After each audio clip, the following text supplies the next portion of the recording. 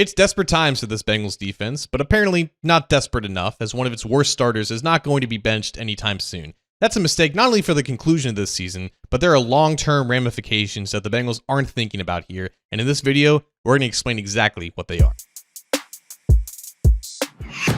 Hi again, Bengals fans. John Sheeran of A to Z Sports Cincinnati here, and this season for the Bengals defense has been one long, continuous session of just throwing things at the wall and seeing what sticks. And somehow, some way, there's still more room on the wall for more projectiles to be thrown. Through 12 games this season, you've seen their top cornerback, Cam Taylor-Britt, get benched on 2 separate occasions. You've seen Jordan Battle and Von Bell switch on and off at safety, with Battle even getting his first start of the year this past weekend against the Steelers. You've seen Lawrence Guy get brought in. You've seen Zach Carter get shown the door. You've seen different personnel groupings up front. You've seen a ton of different things that defensive coordinator Lou Anarumo has tried to do to salvage this year, and yet still, there are some things that he still refuses to even try. Like at this point, there should be nobody above being benched. I think what happened to Taylor-Britt set a decent precedent here, but for some reason, this doesn't apply to Geno Stone, and I have no idea why. Whether you want to refer to the eye test or the box score that details missed tackles, Geno Stone looked like the most exposed contributor to the most embarrassing performance we've seen from a Bengals defense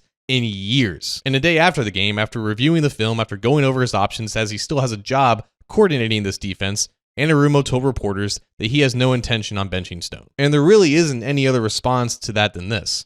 Why the hell not? I am not sugarcoating this when I say there is zero downside to seeing what your alternative options can do for you outside of Geno Stone, because the list of starting safeties that have been worse than him this year can be counted on one hand with a couple of fingers down. When you are dealing with someone who is actively contributing to a defense that is franchise history levels of bad, the least that you could do is figure out if you made a mistake by starting him in the first place. Now, the initial unwillingness to go to the likes of Tyson Anderson, Dijon Anthony, or even DJ Ivey might speak more about the ability of those guys rather than just protecting the feelings of Geno Stone. But again, at this point, what do you have to lose? It's just like what we talked about with Josh Newton last week. Newton got his first start against the Steelers at boundary cornerback. It's probably not the position where he belongs, and he didn't play well against the Steelers. And he's out there out of necessity because of injuries, but the Bengals are still learning a lot about him by getting him exposure on the field. They're not learning anything about Anderson, Anthony, or Ivey by having them just watch on the sidelines as Geno Stone